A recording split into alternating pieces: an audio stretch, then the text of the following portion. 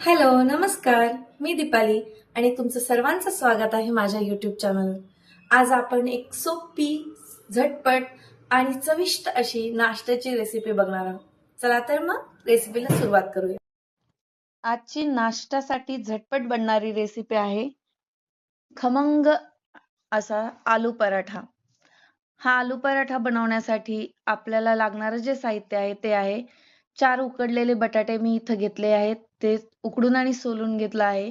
त्याचबरोबर याच्यामध्ये आपल्याला टाकायचं आहे चवीनुसार मीठ, अद्रक, लसूण आणि हिरवी मिरची जे ठेचून घेतलं आहे, त्या जिरेपूड, धनेपूड, गरम मसाला, साखर, थोडासा चाट मसाला आणि भरपूर कोथिंबीर, त्याचबरोबर भिजलेली कणिक आणि भाजण्यासाठी तूप।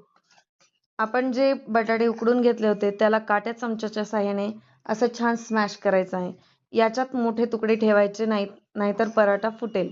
आता याच्यात अद्रक, लसूण आणि हिरवी मिरचीचा ठेचा टाकायचा।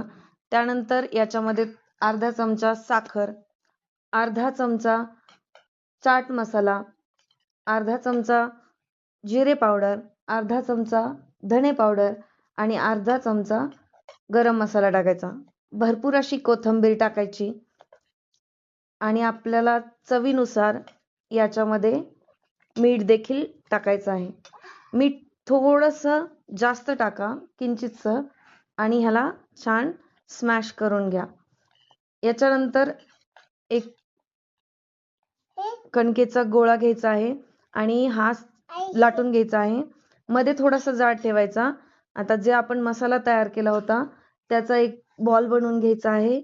आपण घेतलेल्या कणकेपेक्षा थोडासा जास्त घ्या आणि मध्यभागी ठेवून अशा पद्धतीने त्याला बंद करून घ्या। त्याच्यानंतर छान असा सगळीकडे मसाला जाईल असा आलू पराठा सगळीकडनं सारखा लाटून घ्यायचा आहे। हा लाटलेला पराठा आपल्याला मीडियम फ्लेमवर भाजायचा आहे।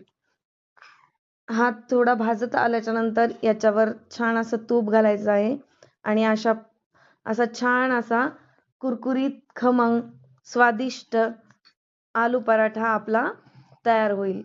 तुम्ही देखील अशा पद्धतीने आलू पराठा तयार करून बघा आणि आवडल्यास लाईक करा, शेअर करा, माझ्या चॅनलला सबस्क्राईब करा। धन्यवाद।